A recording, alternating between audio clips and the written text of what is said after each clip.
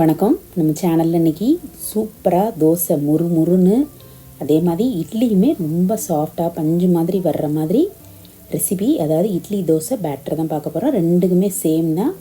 பாருங்கள், இந்த மாதிரி சுட்டால் தோசை பயங்கர கிறிஸ்பியாக முறுமுறுன்னு டேஸ்ட்டும் ரொம்ப சாஃப்டாக இருக்கும்.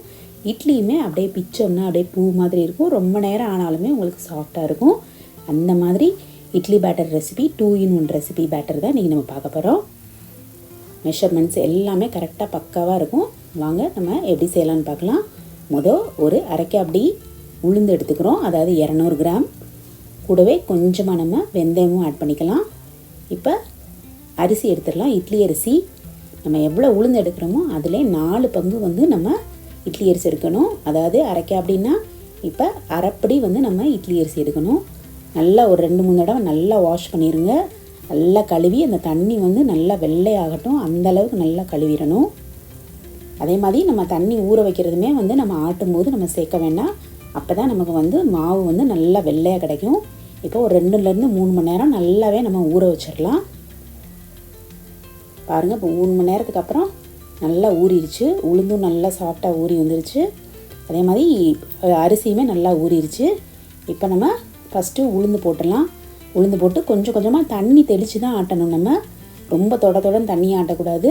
தண்ணி தெளித்து ஒரு 30-40 நிமிஷம் நல்லா ஆட்டி தனியாக அதை எடுத்துடணும். அதுக்கு அடுத்து தான் நம்ம அரிசி போட்டு ஆட்டணும். கொஞ்சம் குறைப்பாக ஆட்டணும், ரொம்ப வலுவலுன்னு ஆட்டக்கூடாது.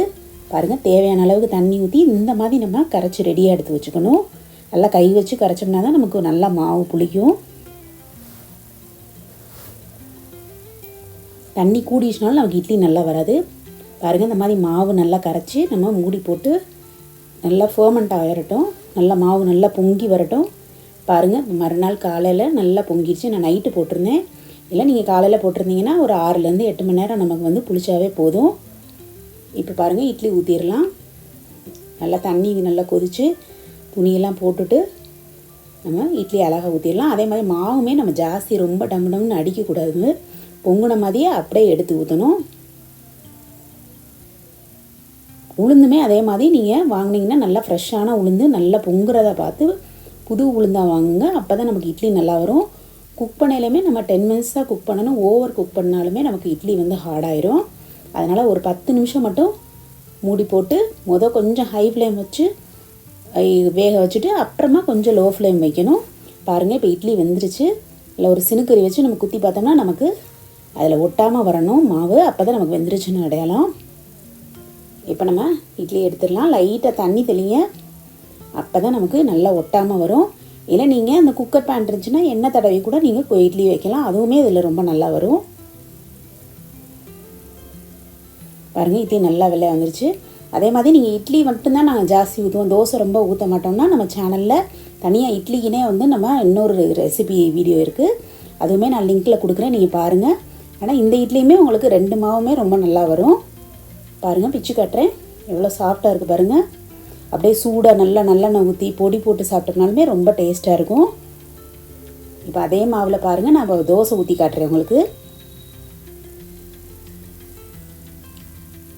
நல்லா தோசை சட்டி காய வச்சுட்டு லைட்டாக தண்ணி தெளிச்சுட்டு ஊற்றினோன்னா நல்லா கிறிஸ்பியாக வரும் நமக்கு. அதே மாவு தான், நான் தண்ணி எதுவுமே சேர்க்கலை. நீங்கள் முதல் நாள் இட்லி ஊற்றிட்டு மறுநாள் தோசை ஊற்றுறீங்கன்னா உங்களுக்கு நல்லா கரெக்டாக இருக்கும் தோசைக்கு. லைட்டாக நெய் ஊற்றிருக்கேன் நான், நெய் தோசை. நீங்கள் லைட்டாக அப்படியே பொடி போட்டுட்டு கூட ஒரு சைடு வேக வைக்காமல் அப்படியே மூடி வேக வச்சிங்கனாலுமே பொடி தோசை உங்களுக்கு சூப்பராக இருக்கும். பொடி ரெசிபியுமே நம்ம சேனலில் இருக்குது, அதுவுமே நான் லிங்க்கில் கொடுத்துருக்கேன். அதே மாதிரி சட்னி ரெசிபியுமேவும் நல்லா நிறையா எள்ளு சட்னி, தக்காளி சட்னி, இன்னும் நிறைய சட்னிஸ் லிங்க்கில் இருக்குது. அதுவுமே நீங்கள் பாருங்கள். நம்ம தோசையுமே இப்போ நல்லா முறுமுறுன்னு வந்துருச்சு. கம்பு தோசை ரெசிபியுமே நம்ம சேனலில் இருக்குது, நீங்கள் பார்க்கலைன்னா அதையுமே பாருங்கள், ட்ரை பண்ணுங்கள். சூப்பரான இட்லி தோசை ரெண்டுமே ரெடி ஆயிடுச்சு. வெஜ்ஜு நான்வெஜ்ஜு ரெண்டுக்குமே சூப்பராக இருக்கும். கண்டிப்பாக ட்ரை பண்ணி பாருங்கள். நம்ம சேனலில் இருக்க எல்லா ரெசிபீஸுமே பாருங்கள். ரொம்பவே ஹார்ட் ஒர்க் பண்ணி தான் எல்லா வீடியோஸுமே நான் பண்ணுறேன். அதனால் மறக்காமல் சப்ஸ்கிரைப் பண்ணிக்கோங்க. வீடியோ பிடிச்சிருந்துச்சுன்னா எப்படி இருந்துச்சுன்னு கமெண்ட் பண்ணுங்கள். லைக் அண்ட் ஷேர் பண்ண மறந்துடாதீங்க.